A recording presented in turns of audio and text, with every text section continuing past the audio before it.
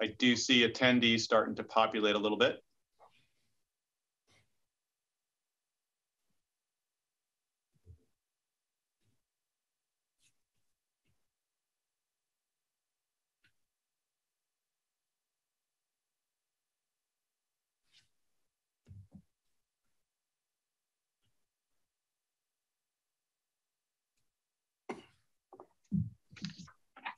Mostly city staff and El Centro employees. So we'll give it maybe another minute or two before we get going.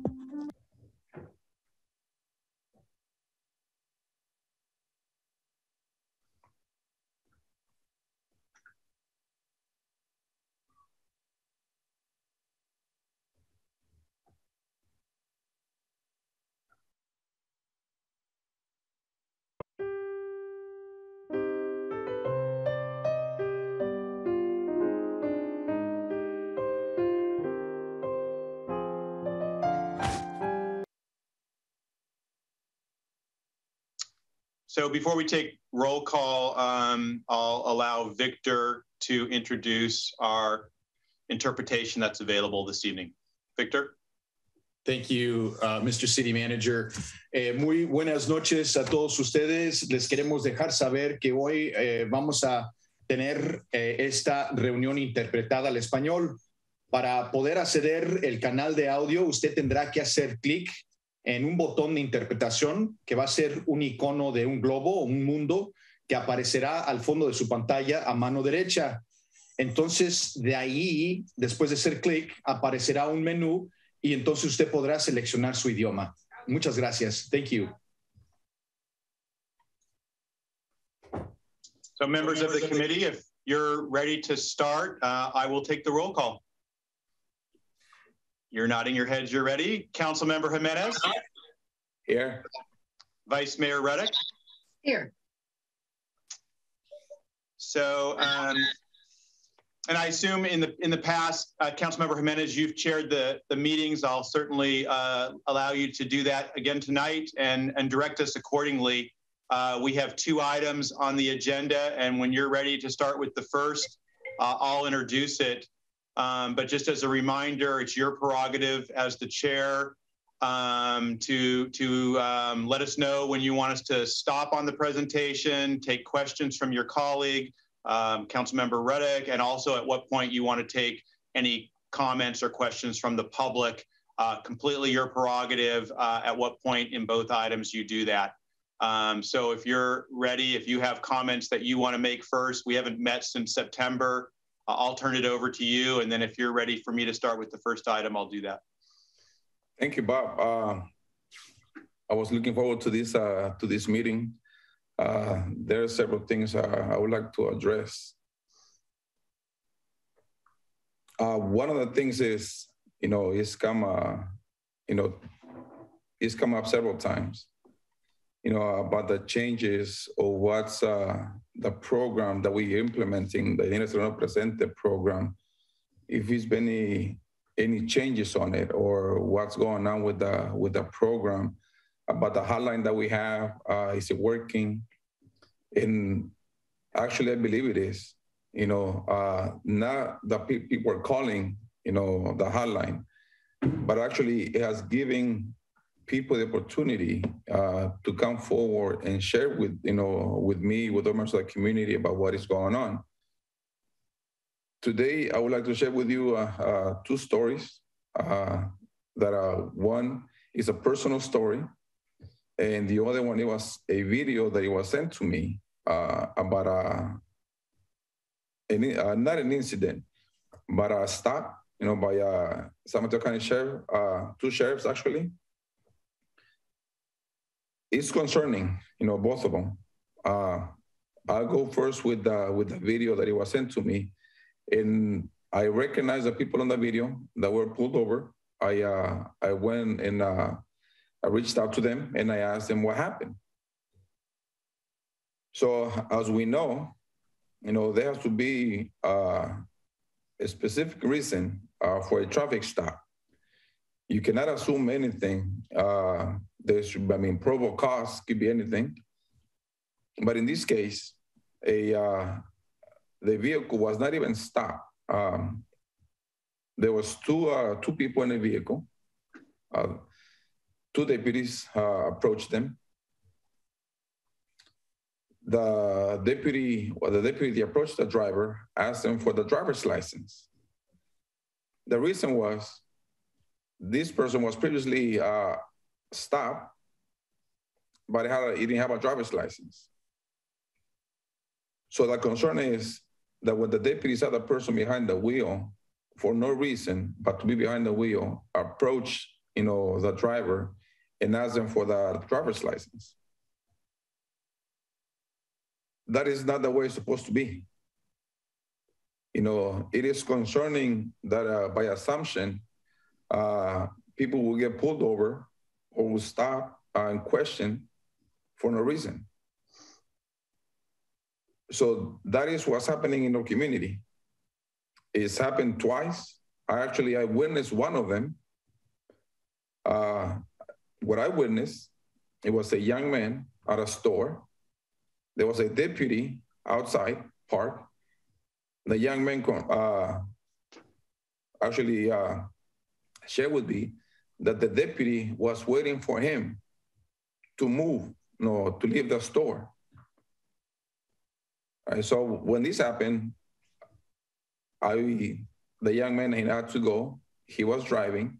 As soon as he drove across, the highway, the deputy followed this young man and pulled him over. Later on, I found out, the reason why. So it was just by the deputy knowing the young man. The young man did not break any traffic violations. There were no traffic violations. So just by knowing him, assuming that this young man had no license, in both cases, both the deputies assumed that the drivers had no license because they were pulled over before. They had no license. To be able to pull somebody over, like I say, I want to repeat myself, there has to be a reason. You cannot pull somebody over by assumption. Those two stories that happened is my concern. The personal story, it actually happened last week. Dropping off my kids, my son is injured, so he cannot walk, and he's not able to walk for a far distance. So I dropped him off right in front of where I live, so I could go park, further. There was a deputy, that came around, stopped, waited for me to leave. And what it's sad about it is that my kids already know the routine of these deputies. When I drove, to park, the deputy went right behind me. I don't know the reason. My lights work. My registration is up to date. What happened was when I put my signal to go into the carport, the deputy also put his signal right after me. But because there's two driveways close to each other, one after another, the deputy missed the first driveway where I went in. So once he realized he missed the first driveway, he continued to go straight. Both my kids got to see that. They knew what was going on. That's why they waited outside, for me to come home and share with me what they saw. So right now in Half Moon Bay, there's 3 topics that are pretty hot. We're talking about affordable housing. We're talking about, police reform in Half Moon Bay. And we're also talking about the electrification of Half Moon Bay. 2 of these topics affect the community directly. One topic is more, in general, about our environment, about our future, how Half Moon Bay can change, a positive future of our environment. So I'm gonna leave it up to you, who's listening, to think about this, to reflect. Housing affects our community directly. Policing affects our community directly. The electrification does not affect the community directly, And it seems like we are more focused and more concerned about electrification of Half Moon Bay than about the other topics. That's how I see it. You might see it differently, but unfortunately, that's what I see. I'm very interested, in today's, data and presentations, the programs that we're going to be talking about, what is going on. It's something that we need in our community. Police reform, policing is happening. There's a meeting happening next month, actually, this month in December. I'm already registered for it. But we're gonna have our San Mateo County, law enforcement, policing, talk about our new programs. So being part of this committee, subcommittee, it's something that I am, very happy to be part of. Because of the work that I do in the community, I've been able to listen to a lot of stories. I've dealt with a lot of things personally with law enforcement in Half Moon Bay. It's not a secret. It's out on the newspaper. So the way we do policing in Half Moon Bay affects the community where I live, affects my neighbors, affects my kids, affects, my family. So what we do, how we see policing in Half Moon Bay is my everyday life. If your life has not been affected by law enforcement, you can care less about policing. But what has been affected, personally, is something to think about. It's something to reflect. I reflect on it every day. I love reflecting. It helps me do a better job of what I do. So I'm ready for the first item. Thank you. Thank you, Councilmember Jimenez, and I appreciate your three stories, and I think they are a good segue into one of the items that's on our agenda tonight, which is a survey to see how people in the community in the city of Half Moon Bay feel about public safety and what they think about it. And I think it does get to those stories that you just told. So thank you very much for sharing those. And if at the end of the agenda, some of the comments you made lead you and Councilmember Reddick to give us some renewed direction on what you'd like to see at the next meeting, of course, we'll take that. You mentioned the Llanero Serrano. We did not plan on providing an update on that program tonight, but you made comments about it. So if you'd like, obviously we can put that on the next agenda and provide an update on how that's going, et cetera. So thank you for your introduction. I have a couple slides and we'll get into the first item. So I'm going to share my screen.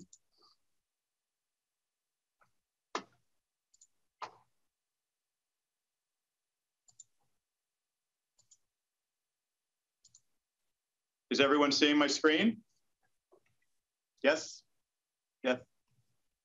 So I have two slides just to give some context, and again, a segue from Councilmember Jimenez's comments. So almost 6 months ago, vetted through the subcommittee and then on to the full council, staff did receive a work plan on public safety, and it has 8 items, 8 potential action items or deliverables.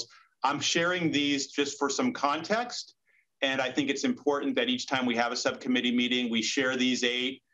We're working on all of them, but sometimes we're going to focus on some of them rather than other ones. And tonight, in fact, we're focusing on 2 of them. Councilmember Jimenez mentioned the Llanero Serrano Presente program. Again, we weren't planning to make a lot of comments about that program tonight, but we certainly can bring it back and provide an update or a quarterly report to the full council on that resource hotline.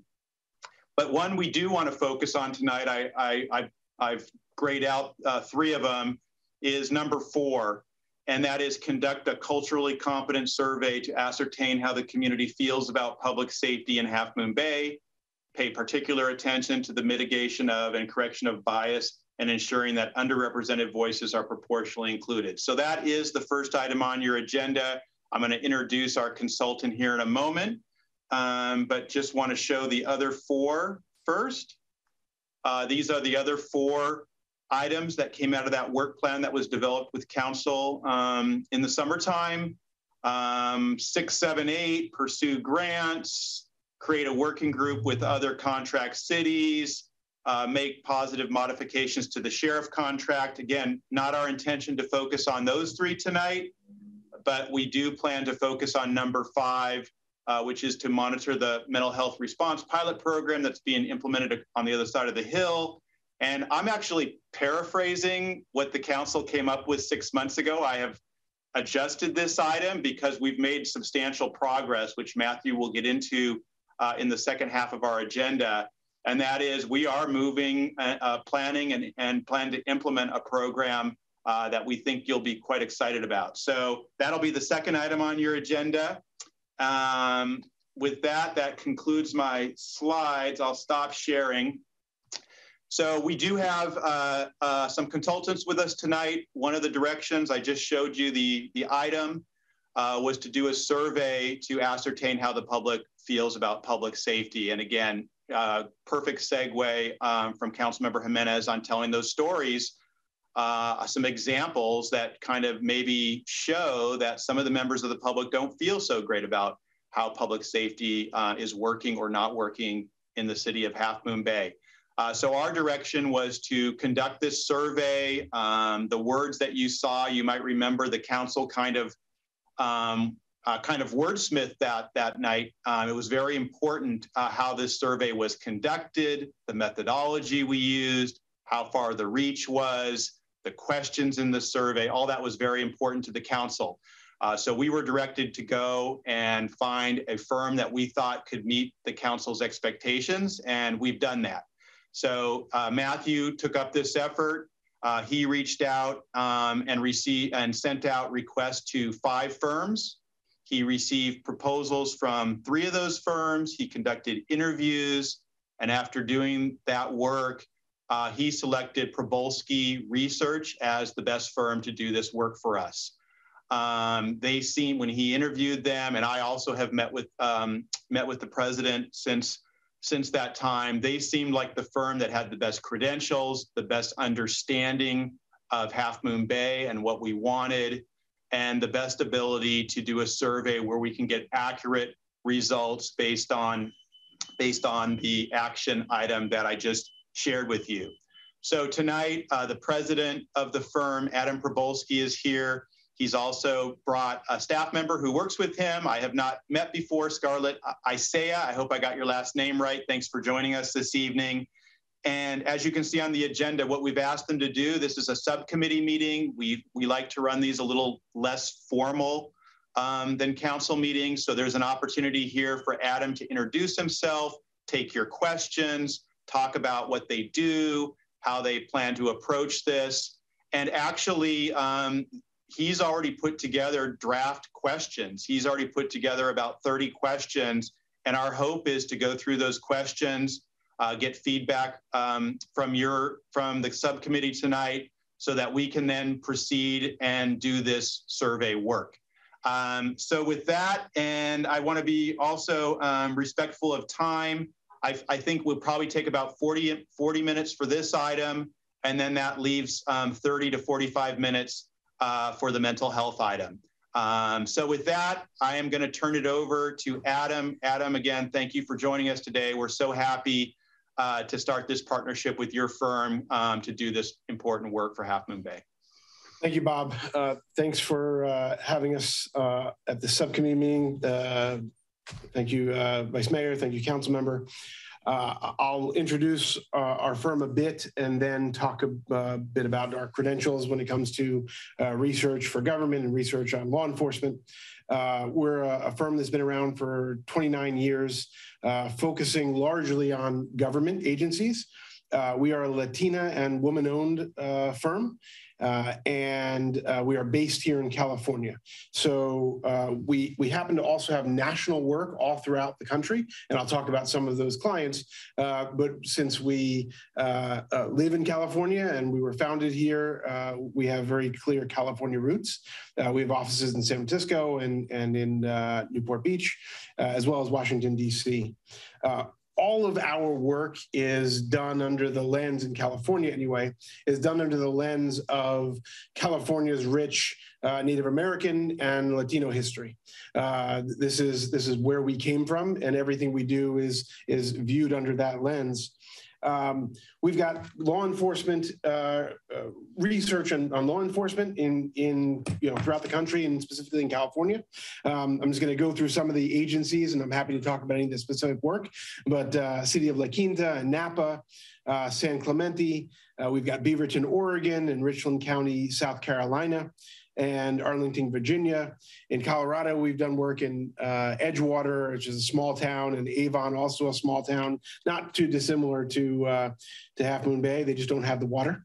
And then, of course, here in California in Fontana. Statewide, we have clients like the Department of Water Resources and the Coastal Commission. Don't knock us for a Coastal Commission. And then, of course, East Bay Mud, other. And Adam, full disclosure, Councilmember Reddick works for the Coastal Conservancy. Okay, so Coastal Conservancy is actually technically our client that we've done work for. I love Sam and Amy and the whole team there. We know California and we think we know law enforcement. We have a very clear sense of what the public thinks on a whole host of issues, but we don't pretend that we know what the public thinks in Half Moon Bay. That's why we're going to do the research. Our job is fundamentally to be accurate and to be fully reflective of your community. And that is not necessarily an easy job because we've got to reach out to people and be inclusive of people, regardless of whether they're registered to vote or not, regardless of whether they're documented or not, regardless of whether they paid their taxes in the last 10 years or not. I've got to make sure that we are reflective of every quarter of your city. And that is a challenge that we take on a daily basis. And it is something that we're able to meet, to be culturally, as your request said, culturally competent. Everything we do is, of course, multilingual. Whether we are talking to people on the phone, they have the option to speak to us in Spanish, or if they're choosing to take the survey online, which is how most people prefer. We invite them by email. We invite them by text message. We call them both landlines and mobile phones. And if we find that we are missing some component of the community, there is some place that we are not reaching, some demographic that we're not reaching, we will take every other action we need, whether it becomes mail, whether it becomes door to door, whatever it takes in order to make sure that we are fully representative of the community, we will go there. I hope that gives some confidence in our abilities and our background. I'm happy to definitely go through questions. One thing I'll say is, our questionnaire was designed based on some very basic, important input from staff, but also with kind of some of our experience in mind. But we're eager for input and excited to take your thoughts.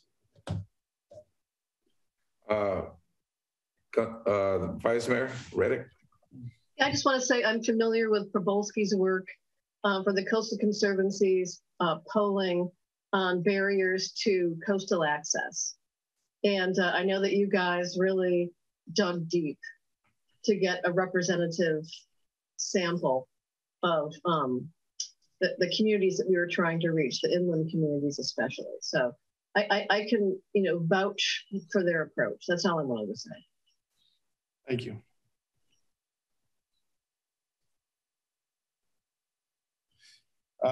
If it's your pleasure, I'll pick up the survey document itself and just kind of go through it. And I caution, like I said, that this is an early draft and by no means the end product, but it's a start. So if that works, I'll share the document. And I'll just add and I hope you do good. And I'll just add. When Matthew and I met with Adam just a couple days ago, I think the agreement was, yeah, we clearly conveyed who you were as a committee, and we wanted this to be kind of a roll up your sleeve meeting. And our conveyance to him was start with everything, and let's, if anything, narrow down how many questions we ask, as opposed, I mean, you may think of ones that, and as Adam said, he wants your feedback, but I think he kind of brain dumped everything. And so if anything, yeah, everything's here. So yeah, it's draft, it's meant to be draft. And if there's too many questions, yeah, let Adam know. So a couple, methodological notes. We include Chinese as well as Spanish, and of course English as options for responses. And it's just, the pleasure of the respondent. We don't pretend to think that people who choose Chinese or Spanish don't speak English. For the most part, they do. It's just a preference. And we are that much more accurate when we offer different languages for people based upon what they speak in their home and what they're going to be more comfortable responding in. Let's talk real quick about 300. So on a statewide survey, we will typically have 900 or 1,000 or so, maybe 1,200 responses. So for 300 in a city the size of Half Moon Bay is extremely robust. Let's say we were doing, kind of put it in political terms, a San Mateo-wide, county-wide survey on who's going to win for sheriff, right? Or who's going to win for some statewide or county-wide office. 300 is what we would use. So for Half Moon Bay, it's very robust, very, very clearly telling of what the public thinks. We just have some intro language, however they're taking the survey. We tend to include some of those typical baseline questions in our drafts. And so, preferably we're able to cut questions in this session or just in general, so we can focus in on law enforcement, but we want to put oftentimes some of those basic questions in case the city doesn't have the answers. We start with an open-ended question. We do believe this is important. And the goal here is, and to give very little guidance as far as what we're really looking for, we want people to tell us what's on the top of their mind, what's really pressing to them. And if we see here that schools is number one, well, then you have a choice to try to educate them of why you're not in the business of schools, or to do some better partnerships with schools, right? If we find that law enforcement is number one, clearly we'll know what the issue is. And it's verbatim responses. So they tell us exactly their words, and we categorize it for you, but we also give it to you back in the open-ended form, so you can read the actual words of what people are saying. I suspect we don't really need the news sources because we have largely that. Question 3 really focuses on where they live online. To maybe perhaps, again, focus your ability to reach out to them, but I think you might have some of that data already. Right track, wrong track. Again, some of these are very bellwether questions that I think staff might have us just generally cut. If people are unhappy, we sometimes ask them why they're unhappy to understand what those issues are if we have that question in there. We also ask the job approval of the city council. Again, probably not necessarily something we want to include in this survey. But the next one is prioritization. And here, again, I'll get to the law enforcement stuff, but I want to, here's a place where you can identify what they are prioritizing. And, you may be surprised sometimes as to what they care about if we include that question. Getting right into the law enforcement questions, we give a preamble. And this is essentially explaining to, and this can change, but essentially lay the groundwork for the fact that the county sheriff's office is the one that provides law enforcement based on contract to the city. And then go through and see if people, how they feel about certain assertions, certain statements, and whether they agree or they disagree. So the first one is, and in this case, we asked specifically the city responsive to the needs of residents, and then Half Moon Bay law enforcement treats residents fairly. We use generic law enforcement. I'm happy to take feedback on whether you wanted to say sheriff's deputies or the sheriff's department or the sheriff's deputies that serve Half Moon Bay. We really want to make sure we're using the vernacular that you typically use. So here it's just generically law enforcement. Adam, quick question on that one. What do you use in Spanish? What would be the translation? Yeah.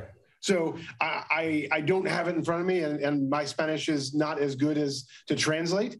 But what will happen is we will, once we refine the survey into what we want in English, we will translate it. And since obviously anyone at City Hall would then have the opportunity to look at our Spanish translation and make sure that it is on point, and we will tweak it to make sure it's accurate.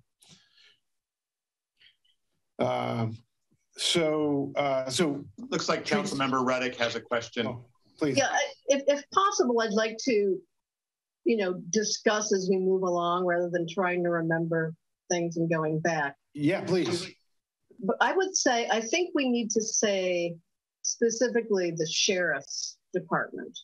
Okay. I think law enforcement just makes it too abstract. So, do you want to, is that how you typically talk about it? You're talking about Half Moon Bay. So would it be the Sheriff's Department treats residents fairly, or the Sheriff's deputies that serve Half Moon Bay? Yeah, you can say the county sheriffs that serve Half Moon Bay, or the San Mateo County sheriffs, or the deputies that serve Half Moon Bay. I think we need to make the questions specific to the context, because I think we'll get better information that way. Yeah. Okay. I'll put that in, and I'm just going to put it here. So we have it on the first one, and we will build that out. And of course, this is not final. We can always make changes, but I like that. I like the specificity to make sure people understand who we're talking about, because that's what it's about. And maybe to Councilmember Reddick's point, kind of going through question by question, maybe just going back to the non-law enforcement ones, the first, 7 questions. Yeah. Any comment? Yeah, please make comments on the non-law enforcement ones. As Adam says, this kind of sets it up. It's useful information. What thoughts or feedbacks do you have on the non-law enforcement ones? I would actually move those to the end. Okay. Because I think part of the problem right now is that elected officials, generally speaking, are loathed right now. And we don't have to include it either. Well, I think it's useful information, but I think what you don't want to do is start out by making it super political. We're trying to dig down into people's perceptions of public safety. That's something they can wrap their arms around. I think starting out with the general questions about city performance and all that stuff, I think it just creates sort of a negative environment to start with.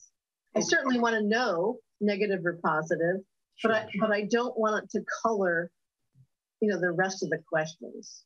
Okay, and we will likely. Are you talking about? Vice Mayor Red, are you talking about question number 4, or which question are you talking about? Well, I think there were a couple, about 4 and 5. City in the going in the right direction. 6, yeah. Yeah.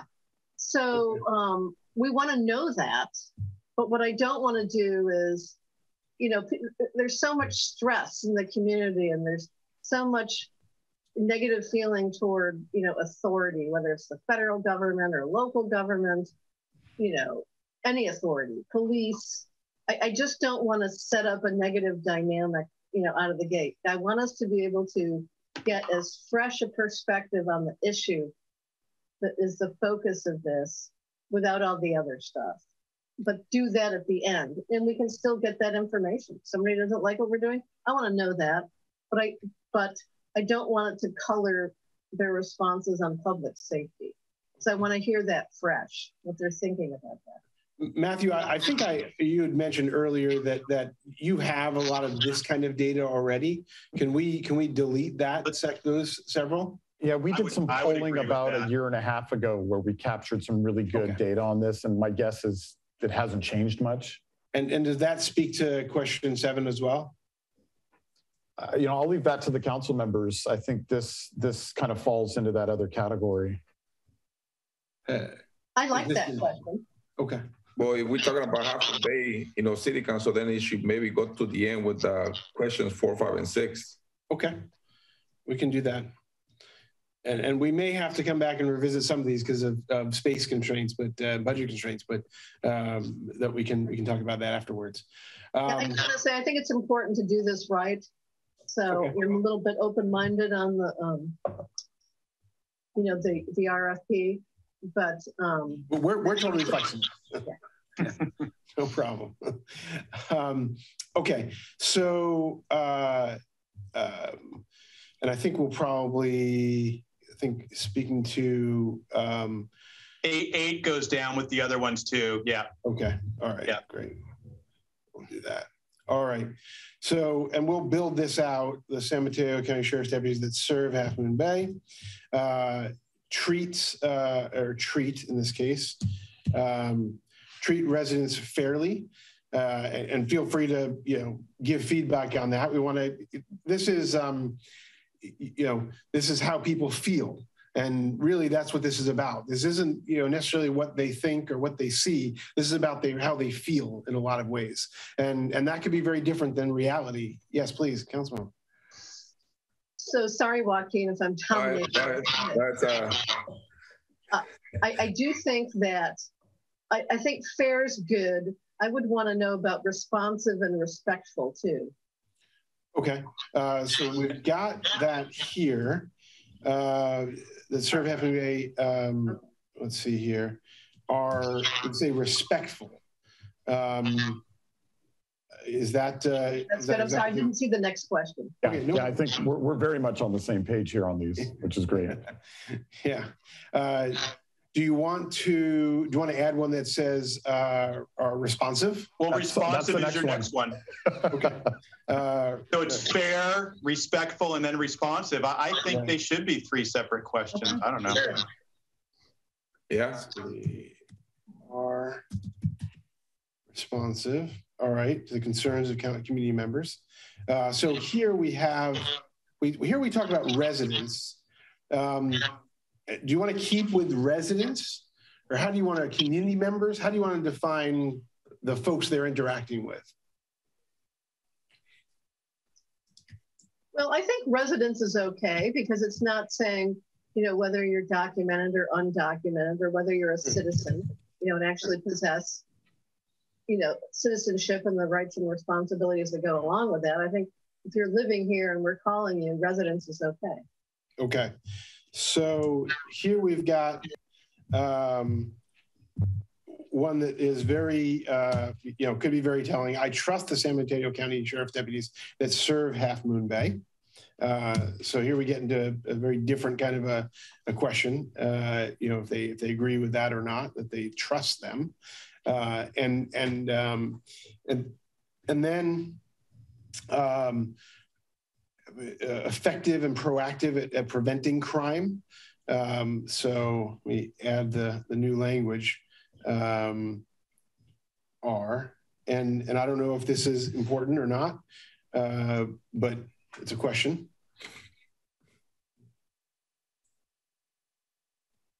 Okay. I don't know about that question. I don't know, I don't know what sort of value that would produce in terms of information. It's a good question. That's something that keeps coming up, when different communities are talking about police reform. I said, like, are you enforcing or are you preventing? Mm-hmm. So I think prevention question. Okay, now I see, yeah. Yeah. It's a good question. Yeah, and it also could be, allocation of resources too, right? If we're not being effective, maybe we need to look at alternative means of effectively preventing crime. Okay. All right, and then just bear with me as I make updates.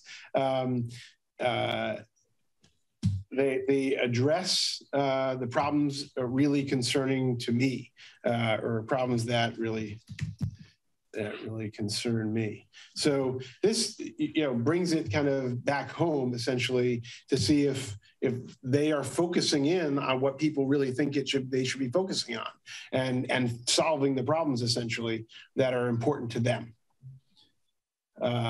And one of the things I'll point out, we will, in addition to having these raw numbers that you'll have and be able to see the graphs and charts on, you will understand also, based on all the demographics, and I can share with you some of the reporting, you'll know how people feel based on age, based on gender, based on geography, based on ethnicity, all those different factors. So we will discover problems potentially, or challenges, let's say, within certain parts of the community that don't feel that they have trust, don't feel that their things are being, solved the way they want them to be solved, and don't feel like they're focusing their concerns. And we'll see who does. And you'll then know, okay, maybe here's a problem we have in a particular community or a particular geography, and we'll be able to address those. That'll be a big part of the management tool that this will provide. So here we say, thinking about, let's put here, the cemetery sheriff's deputies that serve Half Moon Bay. I think about the presence. Well, I'll fix this up. Is there too much, too little, or just about right, bike, foot, and vehicle patrol? And we can certainly break these up. I mean, I don't know how much bike patrol you have. Do you have bike patrol? We do, but it's pretty minor. And if I may make a comment, members of the committee, I do think this gets too much detail. I like the question, just is there too much, is there not enough, is there the right amount? But when you go to bike, foot, vehicles, I think it gets to be too much detail for someone. I think just the broad question is good enough for our small town. Okay. I agree. So you're saying you can get rid of question 15? No, you can ask it, but then don't have don't go into bike, foot, and vehicle patrol. Just, do you think we have the right amount of presence is enough? Is enough of a question. Can we change it to asking about the engagement of the police or the San Mateo sheriffs with the community? What type of engagement do we have from the sheriff? You might see that in the next question, council member. Check the next one. Yeah, I'll make a note of engagement, but this one, for our purposes, would just be kind of generally, are they around? Do you want to see them more, or do you want to see them less, essentially? So question 16, I think, gets to what you're looking to, council member. How would you rate the friendliness and approachability of Half Moon Bay? And we'll change that around, of the San Mateo County Sheriff deputies that serve Half Moon Bay. And so, I mean, these words are descriptors that we came up with. Friendliness and approachability. I don't know if you care if they're friendly. Maybe you care if they're approachable. I don't care. So are these the right descriptors that we're trying to get at? Can we use, I know, friendly engagement? It seems like, we have been asking about that, having our law enforcement be more engaged with our community. That's why, when we talk about the bicycle foot patrol, it gives them more engagement than they're on the patrol car. So how can we set it up to ask the question about our positive engagement or positive friendliness, Visibility is also a good word. Like sometimes you hear people say, I never see any sheriff's deputies around, or I never see any sheriff deputy vehicles. So presence is good, but like visibility is the thing that, hits here a we lot of people. I mean, I think they're essentially, to me, they're very similar, but I think using both words is probably smart. But I want to make sure I'm getting Councilmember Jimenez's thoughts here. Do you want to replace, and we can change the type of question, but do you want to replace friendliness and approachability with engagement, or do you, and we don't have to wordsmith it right now, we can add engagement, or do you think this is not necessary? I think there's two different questions there, actually. Okay. Because we could have some really great engagement, but is there connection being built? And I think that's where the friendliness and approachability comes from. Yeah, and if I can underscore, and Councilmember Jimenez, correct me if I'm wrong, but to underscore his comments about engagement, it has to do, I think, specifically with the fact that we contract with the sheriff. So the desire is to have them engage in the community, as if they lived here and were our own police force. We went to contract 10, 11 years ago, and that's been, that's kind of been there in the air ever since. And so I think that's what I hear Councilmember Jimenez getting to when he says engagement, is there's that feeling like they're just, they're coming here from somewhere else and stamping the time clock, and they're not engaged in the community. Yeah, it's something like that, part of the program that we're doing where we, meet the deputies, that type of engagement. So we want to see, it keeps coming up. We would like to see, the deputies, walking our streets, the foot patrol, so that's the type of engagement, be participating in, in more events, friendly events, something that we see to build a positive relationship, with our community. That's the type of engagement that that I'm talking about. I mean, it's true, Bob. That's where we're heading. Okay, we will add question on that, and at least one, and come back to you with the next draft. We asked a question about having had contact with the deputies.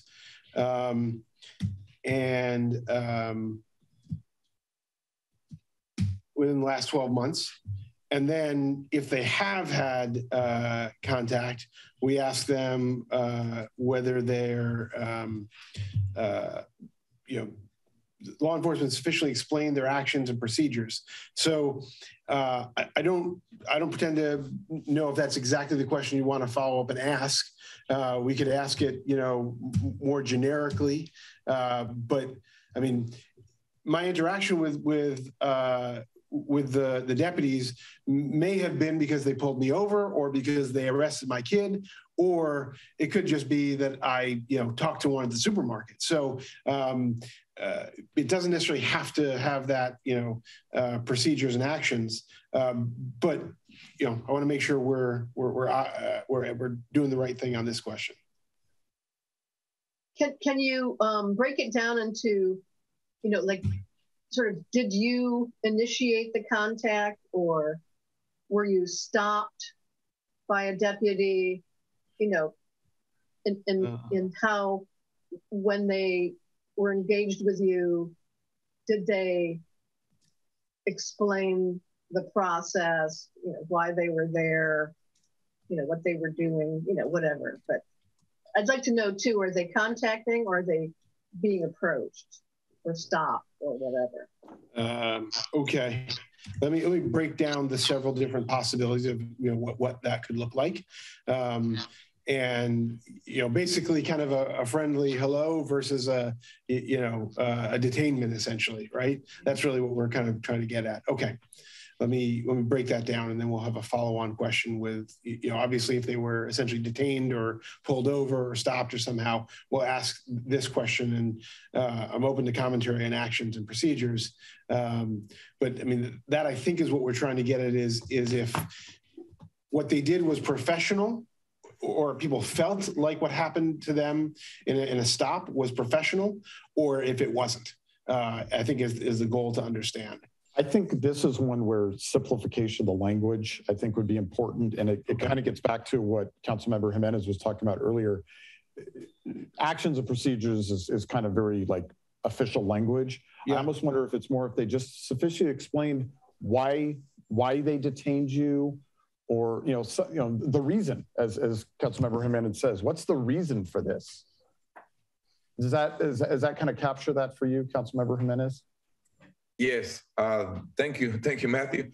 That's one of the things that I'm interested in finding out. Why are the stops? Why are they making contact? So that goes back to to a lot of things. So that is the why the contact. Okay. And one thing I'll say, I think we'll change the type of question here. One thing I'll say, we can follow up with the why, is some people might not be comfortable answering that question. So we'll allow them to opt out for it. Even though the survey is confidential, we stress that throughout the survey. If they're not comfortable sharing, it's okay. I'd like to know if people felt the interaction was hostile, right, as opposed to friendly and professional. Do you feel this interaction was hostile at all? I'd like to know whether that perception is going around. Okay. All right. And then this is one that we already have a trust question, but and so this is not necessarily necessary, but it's a little bit different. And I'm here. Do you trust that San Mateo County Sheriff's deputies that serve Half Moon Bay have your best interests at heart? And we can change this to your families. It's a different kind of a question, and the numbers are typically lower. So when we ask, do you think the city of Half Moon Bay has your best interests at heart? We would typically get like a 49 or 47 or 52% yes.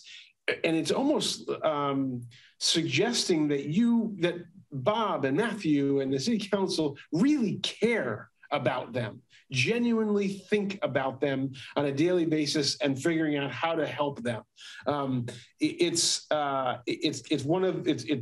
like I said, the numbers will be lower, but these are the kind of numbers that you want to be high. This is, the kind of numbers that if you built out a much more engaged police or law enforcement force, you would have those numbers increase. Do you want to include that? Do you want to keep that? Actually, Adam, I have one more thing, a different question. And this is a cultural question. Do you trust law enforcement in general? Okay. Didn't we have that one? Wasn't that one up above though? He's not speaking about sheriff's deputies, Bob. This is a more law enforcement in general. Got it. Thank you. Yeah. Thank you. And that probably should go kind of early in the discussion. I'll put that. That would be really early. That certainly would help clarify, I think, that in combination with other questions. And the reason for this question is something Captain Lopez and I talked about. If you look culturally, community members that come from Mexico or South America, they see the mistrust with law enforcement. So it's something they might carry with them, when they come to the United States. So when you talk about law enforcement in general, it gives you a more specific and might be able to answer some of the other questions. For sure. And again, we'll cross-tabulate the results based on the answer to those questions. Look, we see that sort of thing all the time. I've done work in El Salvador and Nicaragua, and so we know and people definitely bring some of that with them. And the same thing goes for other things like water even, right? People's experience with water or experience with mosquitoes actually even are different in other countries, and they bring some of those kind of those concerns with them. So we definitely want to make sure we identify that. Just real quick, I'd also, that question about your best interest at heart. Yeah. I would reword the question, and I'm happy to take input on this too. Do you trust them to protect you? Oh. Since they're supposed to be there to, protect us. It's a public safety thing, right? So rather than have your best interest at heart, because you can not trust them to protect you and still think that they're acting in your best interests, right? It's kind of I'm trying to distinguish between those two. Well, we can make it more like what it says, to serve and protect. Do you think they have the best interest in serve you and protect you? You trust them to serve you and protect you. You want to say, do you trust them to, or do you believe that they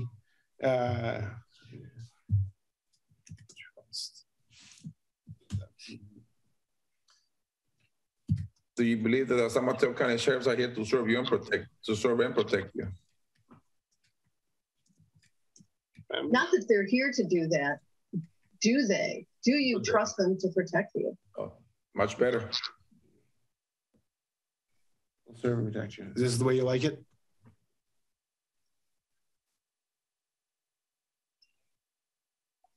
do serve? Do. I would say serve and protect you. Serve and protect you. Okay. Do you like your family or? Sure. Okay. All right. Question 20 asks if they've been a victim of a crime in the city. And question 21 asks if they've reported a crime. And in this case, let's just say reported a crime. These are not necessary, but just, kind of standard questions we would ask in any kind of law enforcement survey. Is that, you think that's relevant here? Questions.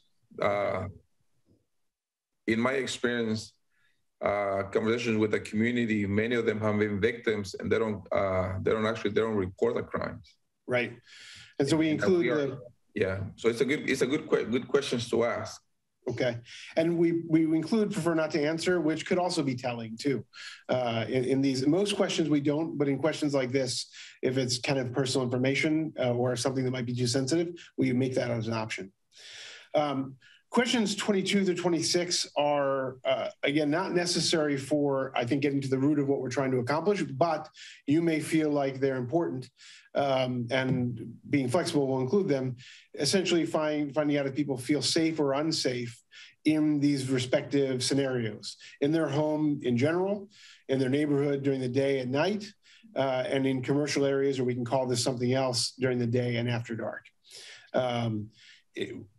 Are those inclusive of the scenarios you'd want to test? And do you even want to test them at all? Because this doesn't really speak to necessarily police reform. It speaks to police services, essentially. I would talk about beaches too, say beaches and trails. Okay.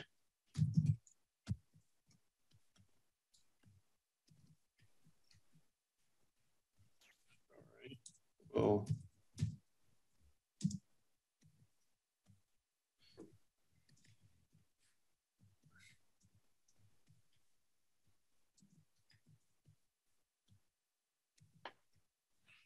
okay. And we will, I'll put a note, we rotate these or randomize these. So 29 is a prioritization of where the public thinks that your law enforcement resources should be focused. This is kind of somewhat of a standardized list. Some of them may not be really relevant or things that you would choose to have them focus on. So then we would, remove those. There may be some things in here that are not relevant to the city and we can take them out. Or maybe we don't need this question at all. It's your call. Really, you're asking the public to focus the resources on what they think is most important. I'll just make the comment. Yeah. I'm sorry. I was just going to make the comment, rather than maybe school safety, maybe just be a little more general and say youth safety. Yeah. Because a lot of those issues are not just limited to schools. It's more pervasive other places as well. Okay.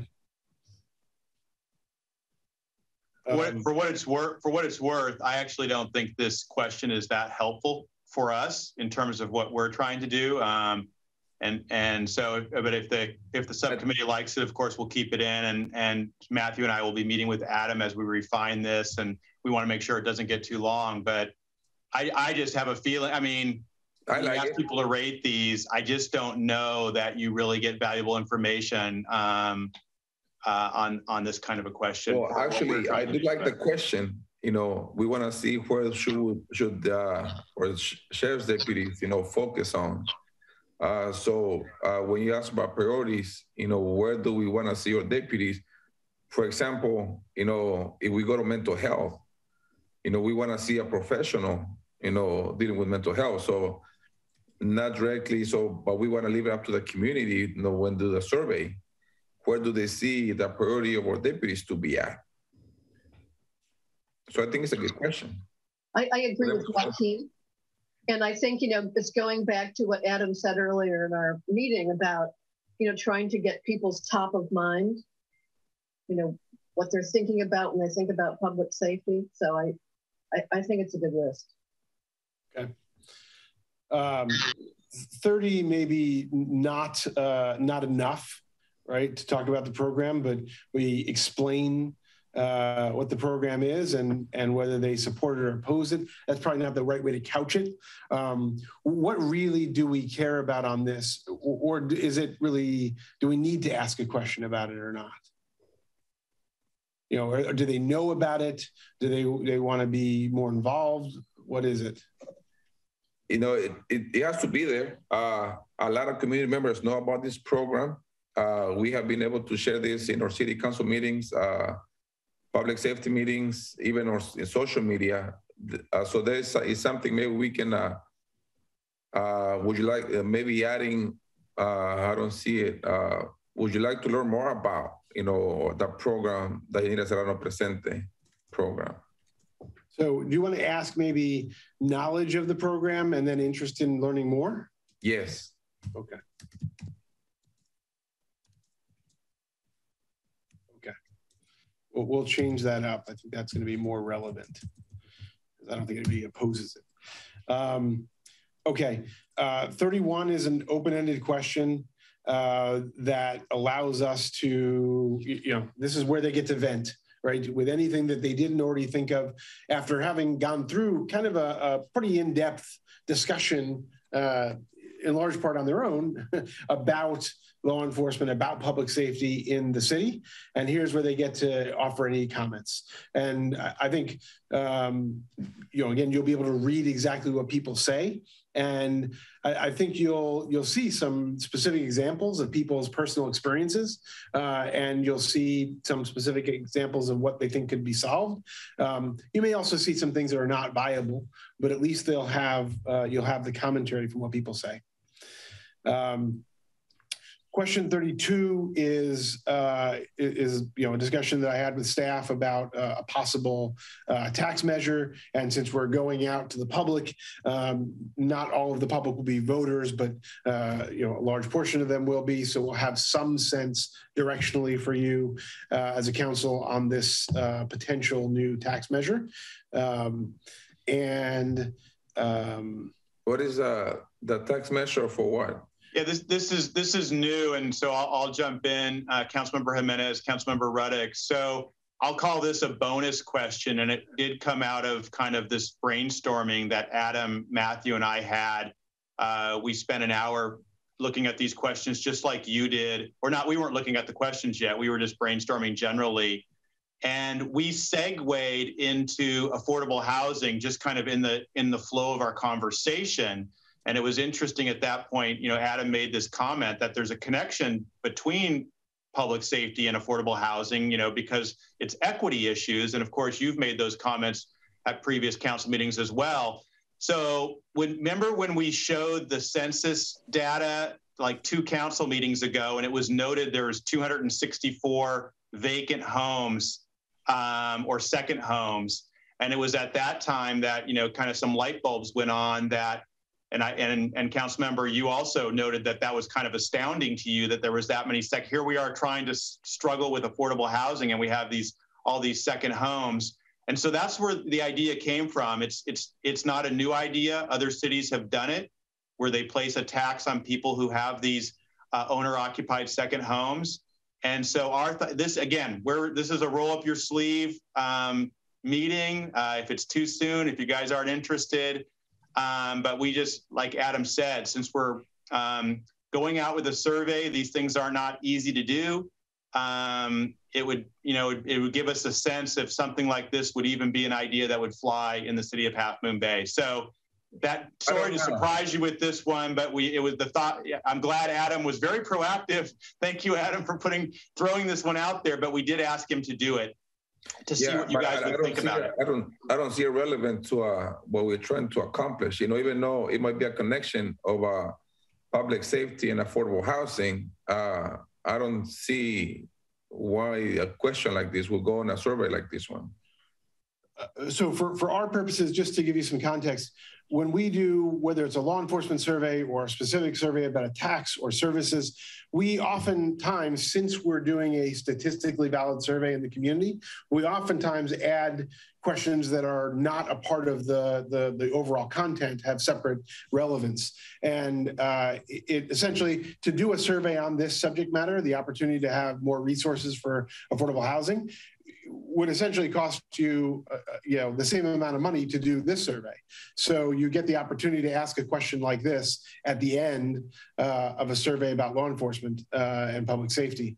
Obviously it's up to the city to include it or not, but it's just a value add, I guess, the chance to get data to give you information whether to move forward with something like this or not.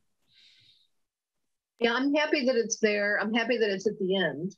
Like the other questions. But I agree with, Adam, that, if you're spending the money to do a survey, now's the time to get, some other data and as a sort of a free rider, Right. There's never nothing for free. and council member to maybe, just color in how we would then use this. We do council priority setting in March of next year. And we would have the results of this one question. And if it was somewhat positive, we would then have a full discussion with the council just about this concept. Is this concept about potentially putting a tax on the ballot on second home something the council wants to direct staff to do? And in March, if the council said yes, we would probably do some further polling, because it's so important when you're doing a tax measure that you have a good sense of whether it's going to pass or not. And with this type of tax, it would be a 66%. That's what it would take to pass it. So a lot of work to be done. We don't want to jump the gun on this, but that's how it would be used. We would just get this one question, as Councilmember Reddick said, kind of a free rider, get some free information. And then in March, we would really say, okay, council, here's more details about how this would work. Here's the schedule. Here's how you put it on the ballot. Are you guys interested in proceeding? And you could say yes or no, the timing's not right, or what have you. A free ride. Okay. We have some demographic questions that we follow up to ask about how long they've lived in town, about whether they have children, and oftentimes this can be helpful to understand their experience, about their ethnicity. And then I don't see it, but we've got to add a gender question as well. We can certainly look at other demographic questions if you think are relevant. Sometimes, I'll give you an example. Sometimes we'll ask, I don't think it's relevant to Half Moon Bay, but we'll ask something like if they're a member of a mega church, or if they work in agriculture, or whatever, something that might be hyper relevant to the community. And the relevance is if you could potentially reach community members and target people based upon that information. But there's no need to add any demographic questions, but if there's something unique to Half Moon Bay, this would be the place to ask those questions. I'll just share, we have a local nonprofit, Coast Pride, which serves the LGBTQ community, and we've been working with them on collecting the right data for them to be able to better serve the community. So I do think we can circle with them and get some language to you, but I think we do want to look at a broader options for gender and sexual orientation. I think there's 3 or 4 categories that we definitely want to hit. One of our goals is to include that type of question in a lot of the work we do, so that we start to collect some really great data that allows us to make better decisions for that part of our community. And I think my understanding is the LGBTQ community is a community that feels like they've been also treated differently by law enforcement. So I think it is important to understand in our community if that's the case. Okay. I think another question that we need in there is about family income. If we can do a range, the family income for the people that answer this survey. Yeah, I think it'd be good to know. Yeah, for sure. Okay. We have got a decent amount of edits to make, and to get back a more realistic draft 2. We will do that this week for sure, and get that back to Matthew and Bob to get any other feedback. I don't know what the plan is from there, but as far as our timeline goes, we could theoretically be ready to be in the field as soon as next week. So we're really working off of the city's timeframe and feedback from staff. So I'll jump in here and go ahead, Matthew. Actually, I think before we get to that, we do have an audience member with their hand raised. Oh, okay. So I don't know do we want to take public comment at this point? Yes, please. Okay, so we'll start with Stacy, and we'll give 3 minutes. Is that appropriate, council member? Yes, thank you. Okay. Stacy, you are able to talk. It looks like we have a second person after Stacy. Hi, team. Thanks for this meeting and creating visibility into this. I wanted to make sure that we understood how we know if the N of 300 is representative. Is it the first 300 that we're able to get answers from? What's the approach for this? I understood the number itself and how Adam described that, but what's the approach to representation? Sure. Let me stop sharing, make it more normal.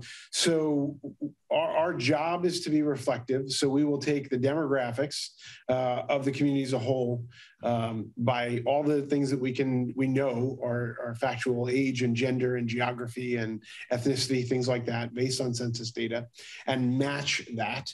And we do take the entirety of the community, all the people we have in very robust databases, government and consumer databases, and essentially take every nth person in that. So every third, every fifth, every 12th person. The truth is, in such a small community, we may in some way reach out to virtually everyone. And we tend to have about a 27% response rate, meaning 27% of the eligible people that we talk to or we actually reach will respond. But again, making sure we're being reflective of all those demographics. My sense is we'll have a higher response rate in a community like Half Moon Bay, but essentially it is fully representative based on those demographics. It's a stratified sample essentially that we're working towards each one of those quotas essentially. Thank you. So does it go out broadly? You mentioned the door-to-door as an option. I see phone. I see how do you approach that?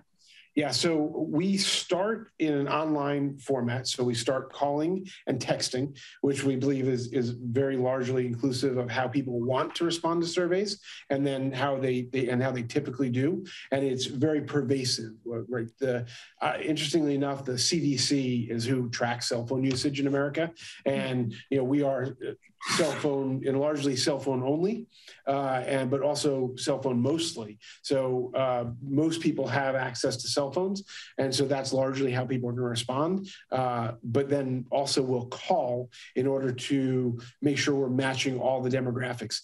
If at that point we've exhausted email and text and the online format and the calling, and we feel like we are off demographically, we will then go to those other modes that like I said, it goes as I don't know about extreme, but as detailed as door to door. Okay. Adam, you're the expert here. My question is really to Mr. Jimenez around what we think might be most easily accessed by our underrepresented community, our Latino community. I can imagine answering 25 questions on my cell phone via text would be a little problematic. I apologize to jump in. Just to be clear, there is a link that is provided that takes you to a very simplified online experience that can be done either on Wi-Fi or data. It's very low intensity for data, and that's how it will be completed. So the same survey experience on a phone, tablet, or computer. It's not interactive text. So in the interest of time, I'd just like to suggest that Mr. Jimenez is able to weigh in on this. Joaquin, I don't if we need to do it. Thank you, Stacy. I understand your question, and I think for the community that we're working with, to be able to get a more equitable answer, survey, part of our community will be better off if it's more personal, complete the form instead of providing a link that will have a difficult time to go into the link and answer the survey. So I think, for part of the community, it will be more in-person type of survey that will be required to do, not to provide a link. Okay, I think that accessibility is really important. If we kind of go out to everybody with text and then the first 300 people that answer via text, even though we reached out to the right mixture of the community, it feels like it might not be representative. So please address that. We don't have to take those answers now. My other, I have a few other comments. I think the one that I'm wondering, I like the new question that was added at the end. I think that's a very interesting concept. I'm curious about that, but the answers would come back. I'm a little less curious about the laundry list of issues. I kind of feel like we've been through that in the last year. It feels like it would take us a long time to ensure that laundry list is complete, as well as have people go through it, which doesn't really match to the intention of this. I think the one-off question that you've raised makes sense. The one of prioritizing all of the opportunities that we have to make Half Moon Bay the best place to live and raise your children is not the purpose of this survey. That's my feedback. Thank you. And Mr. Chair, I just want to do a time check. We do want to get you guys out of here by 7 o'clock, and we do have one more very interesting item. We think you're going to find it very interesting because we've made a lot of progress on the mental health response system that we've been working on, but I do see you have another hand raised. Thank you, Stacy. And Fleming?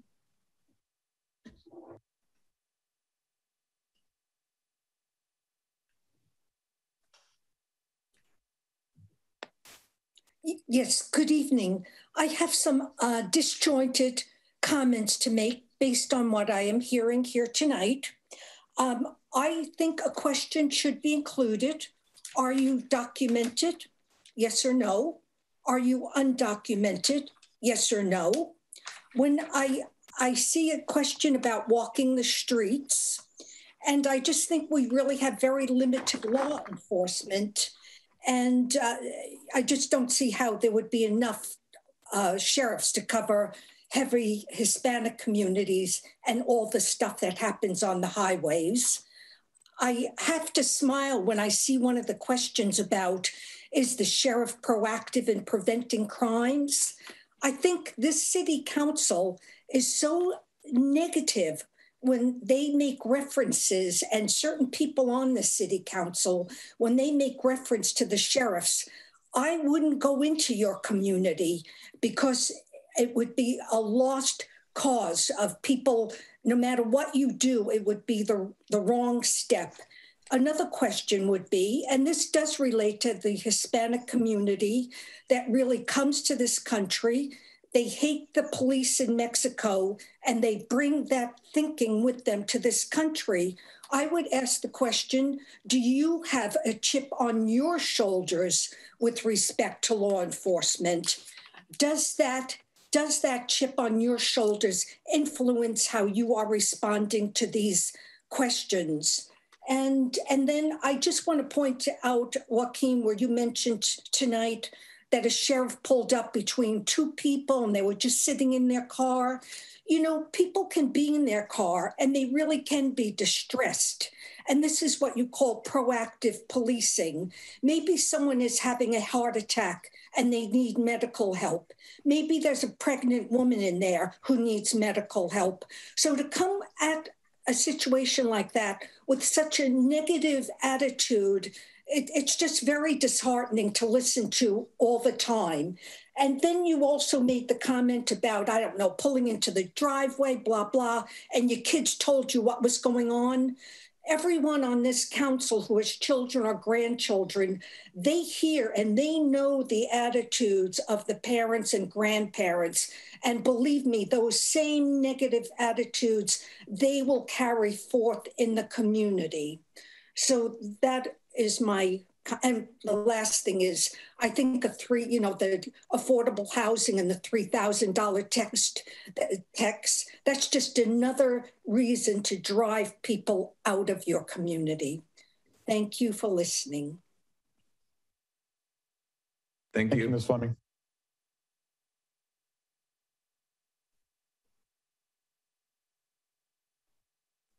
We have no other public comments. No one else with their hands raised.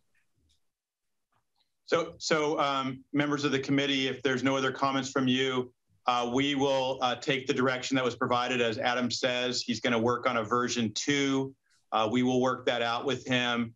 And it would be our intention, if with your direction, to make those refinements and move forward with a survey. If you want to go on a fast timeline, please let us know. With the holidays coming up, I think Matthew and I were thinking January, so no need to rush here as we go into the holidays. But that would be the direction we're looking for, is whether you're satisfied with the direction you gave to us and to Adam, and if we have the direction to make those refinements and then move forward with the survey sometime after the first of the year. Yeah, I think we should do it, mid to late January. A lot of people are traveling during the holidays, including, some people go to Mexico, for the first couple of weeks because there's holidays, after the first of the year as well. So I wouldn't start before about the middle of January. Yeah, it'd be good to do after the 15th sometime. Thank you. Thank you. All right. Thank you so much, Vice Mayor, council members, staff, and we'll be back to you shortly. Thank you, Adam. Thank you, Adam. Thank you, Scarlett. Bye. Thank you. Thank you. So as we get ready to go into the next item, I'm going to bring over several people as panelists. I do want to make sure that we're respectful of your time, council members. Is there a time, this is more of an update and a chance for some questions. Is there a time you want us to hold to with our update and presentation?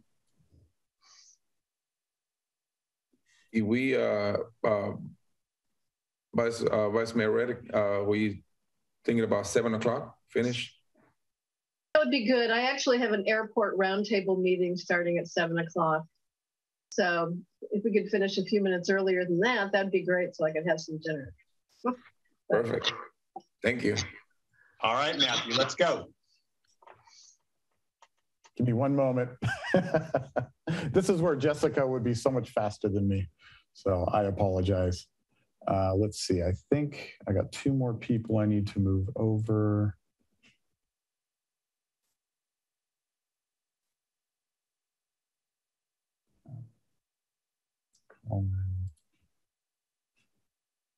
It goes real slow when you promote people. I apologize. Jeff, does it look like we've got your whole team now up as panelists? We have enough of them, especially since we're kind of on a limited crunch. So I'll be doing most of the talking, and they're pretty much there just to look pretty. Great, great. I'll do a very brief introduction and then I'll turn the time over to El Centro de Libertad. So thank you, council members, for allowing us to give you this update tonight. This is an update on, as Bob pointed out, direction to monitor what the county's doing with their new mental health responder program and to pursue a pilot of our own community responder program here in Half Moon Bay. The county's approach is what you would call a co-response approach. They will have, they've partnered up with the 4 largest cities in the county, San Mateo, Daly City, South San Francisco, and Redwood City, all of whom have their own police departments. And the county is supplying each of those cities with a specially trained mental health practitioner who will be dispatched to certain types of calls by 911 based on the calls that they receive, and can provide one-on-one response to someone having a mental health crisis. They can be dispatched with the sheriff at the same time, or they can be called in after the fact by sheriff's deputies when there's a need for mental health support. And this is something they announced last January and have been working hard on over the last year. They've hired Star Vista, which is a mental health service provider on the peninsula, to provide the therapists. I believe they've hired all the staff and they're getting trained, and they'll be kicking this program off early next year. The good thing is the work that they're doing to prepare and implement that program lays a lot of foundation work for the pilot that we're preparing to do. So the timing is really fantastic for us.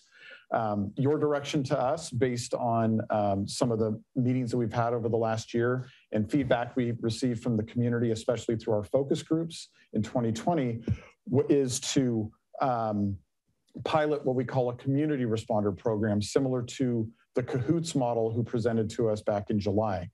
And a community responder program or model involves non-sworn, non-armed response to certain types of 911 calls. These are folks that are having some sort of mental health distress or crisis, family crisis.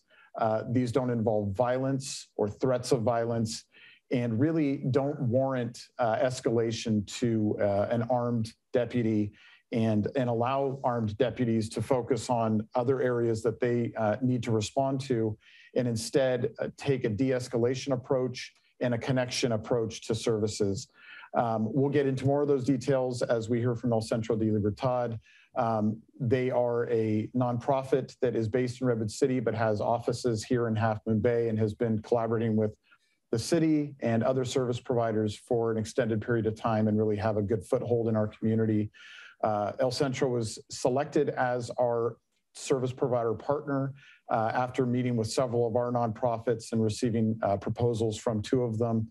And we really think that they are well prepared, well suited, and ready to move this forward. And with that, I'll turn the time over to Jeff Essex, their executive director. He'll present what they are proposing in the pilot program. And then after he's presented, I'll just share kind of where we're at and next steps in getting this implemented. Jeff.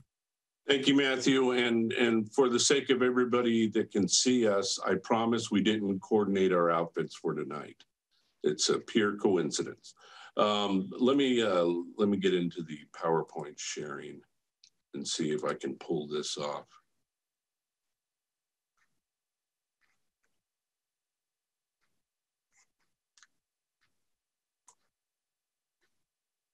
Is everybody able to see that okay?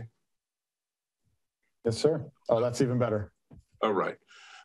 So this is a joint partnership between El Centro de Libertad and the city of Half Moon Bay. We're calling it the CARES program. It stands for Crisis Assistance, Response, and Evaluation Services. But I think the title of it itself really does wrap up the essence of what we're trying to bring to the community, and that is a level of care that we may not have seen previously when it comes to how mental health crisis is handled on the coast side. Let me tell you a little bit about who we are. I'm Jeff Essex. I'm the executive director for El Centro de Libertad. Chevelle Burden is our clinical director, full-time clinical director, who will have direct oversight over what happens within the CARES program. And she'll be instrumental in developing our policies and procedures and our reporting mechanisms in our follow-up care. Luis Valdivius is the Director of Program Services. He'll be the one who makes sure that we have 2 bodies in a van at all times and make sure that we have the scheduling squared away and the appropriate staffing with experience for the CARES program. Colin Laver, Director of Finance, he's going to be instrumental in reporting out key outcomes after we determine what those key outcomes are going to be. And he's the one that handles all the finances. Josh DeRosa is going to be our CARES project lead. He's going to be the primary counselor that's actually on the street. And Pam Lococo will be our CARES primary EMT, who also happens to be an SUD counselor with El Centro de Libertad. It's not just going to be Josh and Pam. We have 25 full-time staff here at El Centro. We've identified pretty much of a deep bilingual bench that will be able to backfill for Josh if he should decide to take a vacation or something outrageous like that. Or Pam, if we need to backfill her for an EMT, we'll be contracting with some freelancers, certified EMTs that may work for AMR up in the city or here on the peninsula. Our history is real simple. We've been around since 1994. We were founded by a gentleman named George Borg, who was 7 years into his recovery and working for other community-based organizations here in the Redwood City, San Mateo area. And what he recognized is that there was a huge gap in services for monolingual clients. And many of them were coming from homes where they were a single parent, or they were required to work in order to provide for their families. So they didn't have the luxury of disappearing into a residential program. They needed outpatient services, and they needed it on the cheap, if not free, so that they could get their life back on track from substance use. So he created El Centro de Libertad with a primary focus of the Spanish-speaking population. You know, we have grown to 25 full-time employees, 60% of which are bilingual. Our experience includes delivery of co-occurring substance use treatment and early intervention services in support of clients with mild to moderate mental health and severe substance use conditions. Our arrival in Half Moon Bay is what I really want to talk about. In December of 1999, George Borg saw the huge gap available for folks that live on the coast side, particularly the Spanish-speaking population. Many of them lived on the coast side, worked on the farms, provided for the service industries on the coast side, and they were having to go over the hill to Redwood City and San Mateo to get services, sometimes court-ordered, so they had to be there. Recognizing that there was this huge gap in services for Half Moon Bay, in 1999, he opened up the Coastside Counseling Center, an extension of El Centro de Libertad, and we have been in Half Moon Bay ever since. Our current services that are available on the coast side are outpatient and intensive outpatient drug and alcohol treatment, co-occurring disorders treatment, prevention education in the schools, anger management groups, as well as domestic violence prevention classes, parenting classes. We also, since the advent of the coronavirus, we've implemented a COVID-19 outreach and vaccination registration team. We do the drug testing, we do CPS assessments, and we're also the drug and alcohol treatment provider for services at Life Moves Coast House, the new transitional center there in Half Moon Bay. We've gotten a lot of recognition over the year, regularly on a county level from behavioral health and recovery services and the probation department. On a regional level, we were ranked within the top 10 recovery programs in the entire San Francisco Bay Area. And on a state level, we've gotten a lot of recognition. One of the ones I'm most proud of is this certification of recognition from the California State Legislature. What is CARES? Now that I've talked enough about El Centro, let's talk about what CARES is. It's a community-based crisis response team. It's separate from San Mateo County agencies, but we're going to be working closely with San Mateo County agencies in order to get the job done. So while we are not law enforcement, we're not part of the Sheriff's Department, we're going to be working closely with them. We'll be working closely with the Public Safety Communications team so that we can get information directly from them and we can give information directly to them. We'll be working closely with fire and medical on the coast side as well. We're also going to be partnering with behavioral health, BHRS, and other CBOs in the Half Moon Bay area. I really want to highlight that. This is not a one-man show. We've already been in communication with Life Moves. They have a homeless outreach team, and on calls that involve people experiencing homelessness, they're going to be one of the agencies that we call to partner with to make sure that they're receiving the best services that we can give them. And Life Moves is the industry leader in this area on providing services to the homeless population. We'll also be working with other agencies, the Coastside Clinic, Abundant Grace, Life Moves, ALAS, and Coastside Hope. CARES is not a treatment program. We're not going out there to provide therapy in the street. We are going to be responding to calls and we're going to be de-escalating the situation, and then we're going to be providing linkages to stabilization. That's where these other agencies come into play. It's designed to serve all the residents of Half Moon Bay, period. But we'll have the ability to expand to neighboring areas. So if the decision is made to include Moon Ridge, which would be a good call, we'll certainly be able to include them in the regional area that we're servicing. If the decision is made to extend it all the way down to Pescadero and up to the tunnels, we'll certainly be in a position to do that as well. Some of the key characteristics of CARES. It's going to be a two-person team consisting of a mental health professional and a certified EMT. The calls will be dispatched directly from the 911 center following a screening process that's already being developed by the Public Safety Communications Center. It's important. When a dispatcher receives a 911 call, they're going to be finding out two critical things that we need to know on whether or not a CARES unit is going to be dispatched to the call. It's got to be a nonviolent situation, and it's got to be a non-medical emergency in nature. But the third, there's the third element, and the most important one, it has to have a willing participant. So they're going to be finding out, rather than send the sheriff, would you prefer us to send the CARES team? The mental health professionals that will be able to check you out real quick and provide you with the linkages you need to make it through the night until we can connect you with other resources in the community the next day. Upon arrival, the CARES team will assess an individual and determine if a more traditional response is needed. This is going to be done relatively quickly. It's what we would call a call escalation, where a CARES unit arrives at somebody's home.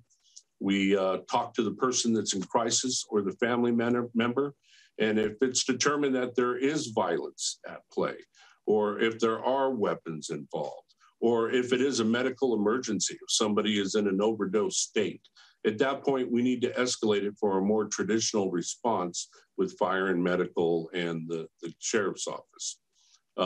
If the screening process is done right in the 911 center, those escalations will be minimal at best. Upon our arrival, CARES will immediately implement de-escalation techniques. And it's designed to move a situation from being an emergency into a state of stabilization and a plan for ongoing care. Types of calls that we would receive: individuals seeking help with depression or suicidal thoughts, family members of individuals in crisis, parents expressing concern over the behavior of a child, business owners expressing concern over a homeless individual. I would imagine that there are plenty of calls that come into the 911 center about a convenience store saying, I got a homeless person outside. No, he's not violent. No, he doesn't have any weapons on him, but he sure is making my customers nervous. That would be the type of call that the CARES unit would get. And we would go, we would notify Life Moves on our way that we could use them to assist as soon as possible. And we would get there and we would find out what kind of resources that person needs in order to not be there right now, but in a better, safer place where there may be a future possible. And of course, we would be available for any calls from the San Mateo County Sheriff's deputies that may feel that they could use some additional support for mental health de-escalation on a scene that's already been stabilized and proven to be safe. In addition to the services we would provide in the evening hours, we're going to do follow-up aftercare. We're going to check in with the person that we had a call with the night before. We're going to find out how things went after we left. We're going to find out if they've reached out to the services that they've been referred to yet, and if not, how do we best facilitate that? Can we go there, pick you up, and drive you over to the Coastside Hope? Can we drive you over to Abundant Grace? What resources do you need that you need help getting connected to? That's the warm handoff, the connection to the other agencies. It's not just a piece of paper saying in the morning, call this. It's going to be a warm handoff to help facilitate that process. Transportation to psychiatric emergency in San Mateo. That is a process when a police officer has to go out to a call where somebody really can't be by themselves the rest of the night and they need to be someplace else. Even if the person is willing, it's a process. It involves handcuffs, or it involves an ambulance, or it involves something else that adds to the stigma of reaching out for help for mental health. We're saying that we can provide that transportation for those willing participants, and we can do it in a low-key way without handcuffs and without the traditional fanfare that may come with the full emergency response. We'll closely coordinate with Life Moves hot teams for those experiencing homelessness. And of course, we're going to provide full after-action reporting to the appropriate agencies. San Mateo County Sheriffs may want to know what the outcome was at a house that we visited, because they may end up having to go back there at some point, and they're going to want to know what services were provided and what was the disposition on that call. The benefits by removing the low-level crisis calls from the normal workload of law enforcement and first responders, those agencies will have additional time and bandwidth for responding to and processing higher-level incidents. Mental health calls receiving a CBO response in an unmarked vehicle without the traditional fanfare of lights and sirens and emergency vehicles have a better chance of de-escalation. It's going to clear the way for connections to other services in the pursuit of stabilization. When we go there, we're going to be in civilian clothing. We're going to be in an unmarked van.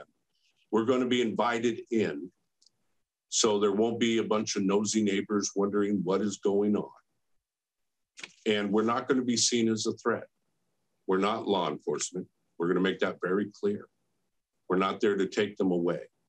And we want to make sure that the person receiving our services understand that they called 911 reaching out for help, not punishment. And that's going to be our job. That is a brief run through of what it looks like. Matthew, have the council members received a copy of our proposal? It goes into much more detail. They have not, but I think you're right. I think it'd be good for us to distribute that and make that available to them as well, so that they can see the additional details. Thanks for that, Jeff. Okay, I told you I was going to be quick. Questions? And I'm happy to do a kind of a closing statement, or if you have specific questions you want to have addressed by Jeff and his team now, what's your pleasure? I just want to say, it looks like a fabulous proposal. It looks like just, what we envisioned it doing. So thank you for that. And it's great to get to know another wonderful CBO in our community. Haven't been really aware of your work. We've been around for a while, and I got to tell you, this project is so emotionally invested by us. Many of my staff live on the coast side, including myself. And we watched on the news these law enforcement involved shootings that didn't need to be that. And there are steps that can be taken before it ever gets to that level. And we're just excited to be part of this. We really are. Well, I'm impressed, and thank you for applying. I think it's great. I have no questions, and I feel the same way. I've known about El Centro since you came to Half Moon Bay back in '99.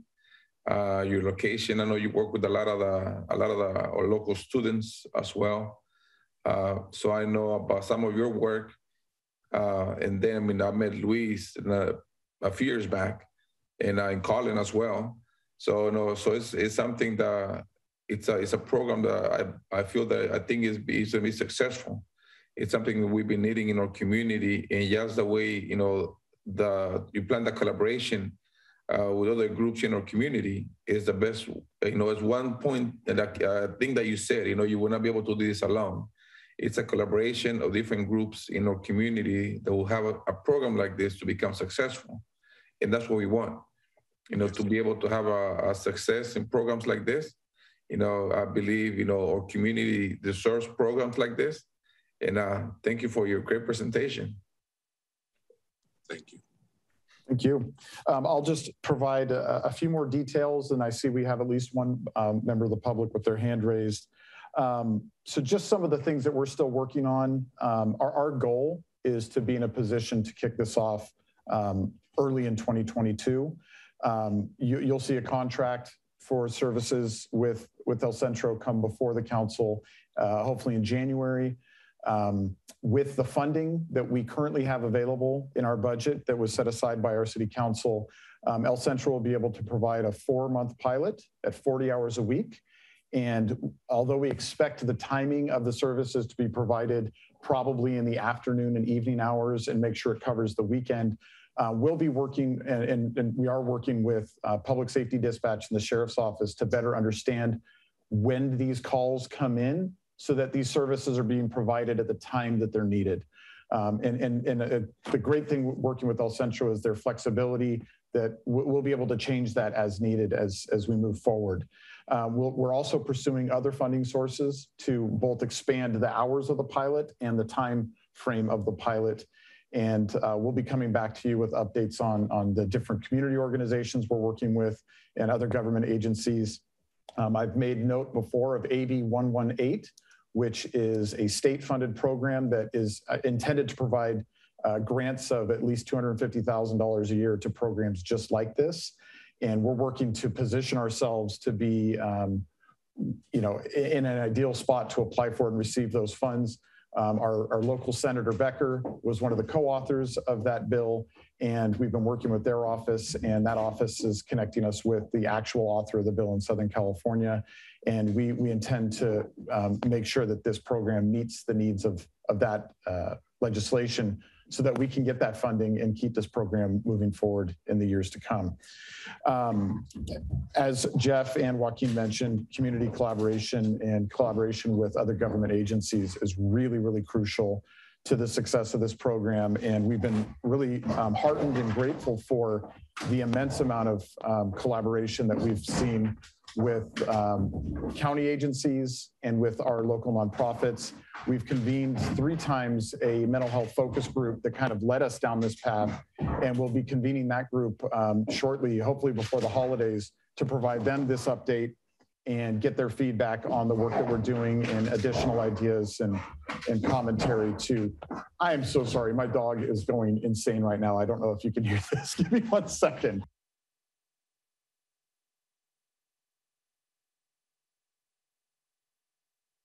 I'm so sorry. We'll be convening that group again to get feedback and keep the community engaged in this process, especially the service providers that provide so much support and will be important partners. Another important partnership is going to be on the training that this team receives. And NAMI has raised their hand as a really important partner for de-escalation, crisis intervention, and other types of training. And we're looking forward to connecting and working with them on developing the training regimen to make sure that El Centro staff are in the best position to have safe and effective interactions with the community. The Sheriff's Office has been a great collaborator in figuring out how to manage the logistics of coordinating between law enforcement and this team. And we're also in connection with the fire district and county EMS, because those are the 4 different agencies that respond to 911 calls when you include El Centro. And we want to make sure that there's really clear protocols and procedures for them to be able to de-escalate to El Centro and vice versa, and make sure that everybody's safe in these interactions. All of the programs like this that have been set up in the country are very, very careful and can tout that they have very, very safe services and that they have not had major incidents. So we want to follow in their footsteps as we approach that. One of the important decisions that is going to need to be made is about the jurisdictional boundaries of this pilot. Obviously, we will cover the entire city of Half Moon Bay. There's a lot of thinking that expanding further could be really valuable. It will require additional coordination with the county, but we have received some indication that they'd be open to that. Including both Moon Ridge and potentially the other parts of the Central Coast or the Mid Coast as you get up towards Montera. Funding is going to play a key role in whether or not we can do that in that collaboration. I'd certainly be interested in your feedback, council members, on how hard we should pursue expanding this beyond our city limits for the initial pilot. We may need your support maneuvering politically as we move forward with that. And then I think the last important piece of this is we want to make sure that this program has the right outcomes and accomplishes the right things. And so we're looking at the other programs like this that have been set up both in the country and also in the Bay Area. San Francisco has a similar program that just hit its 1-year mark. And they're getting a lot of really great coverage, and they're expanding their program, and they have a lot of great data. So we'll be looking at that. We'll be partnering with some of our community agencies, and we're hoping for an educational academic partner to help us with developing our data evaluation points and program evaluation to make sure that we're really successful in meeting the needs of the community. I think that covers it. We're trying to get this wrapped up quickly. Interested in your feedback, council members, especially when it comes to the jurisdictional boundaries of this pilot program. And then, of course, if we would like to take public comment. You want the feedback right now about the boundaries? Well, we are the coast side. So that includes, when we talk about the coast side, from the tunnels, to south of Moonridge. So I am interested, in being able to find funding for a program like this to cover the whole community, because I think, it will be just to our benefit.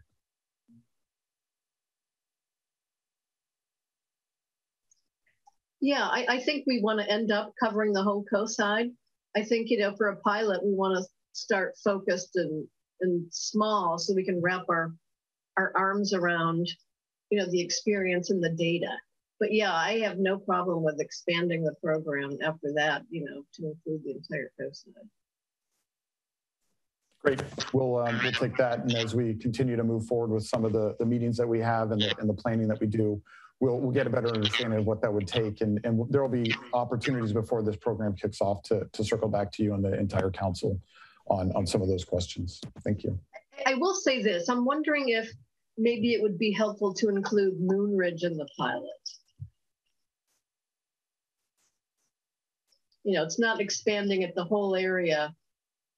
It would still be relatively, small enough for us to wrap our arms around it.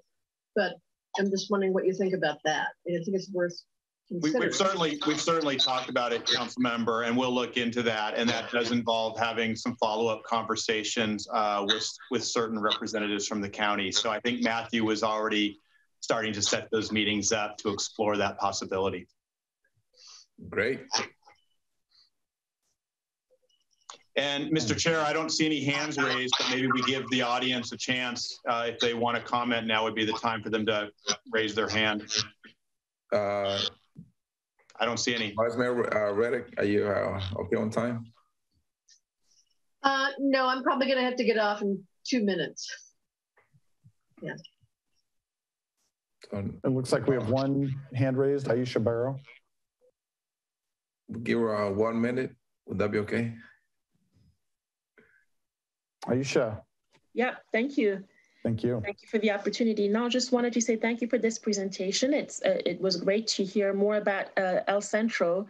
I had heard about the name through, I have a friend of mine who works there, Kit Edkowski. It was great to see that the city is supportive of this program, and I think it's going to be a great value add to the community. El Centro has a good reputation in the community, and the fact that it's going to be collaborating with other organizations, the Sheriff Department, working with the community is a great testament of the work that it can do. So just wanted to say thank you, and looking forward to hearing more about the impact of this. Thank you, Aisha.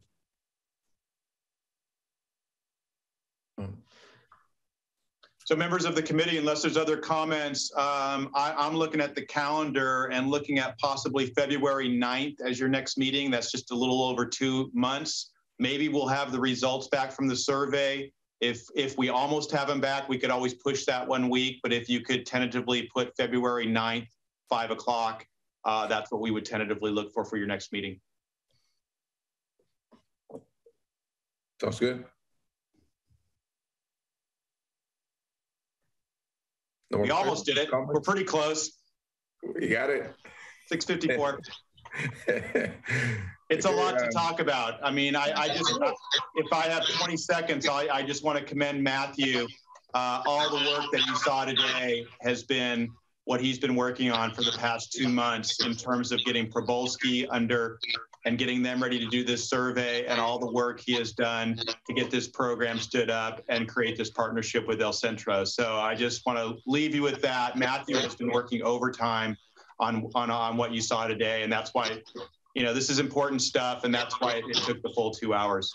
Yeah. Thank you. No, it's great stuff, and thank you, Matthew. Really appreciate it. It's why his dog was wanting all that attention. He hasn't had You've been neglecting your dog. Yeah. Great job, though. Thank you. Thank you. If no more comments, no. Thank you. Bye, everybody. All right. Thank you, guys.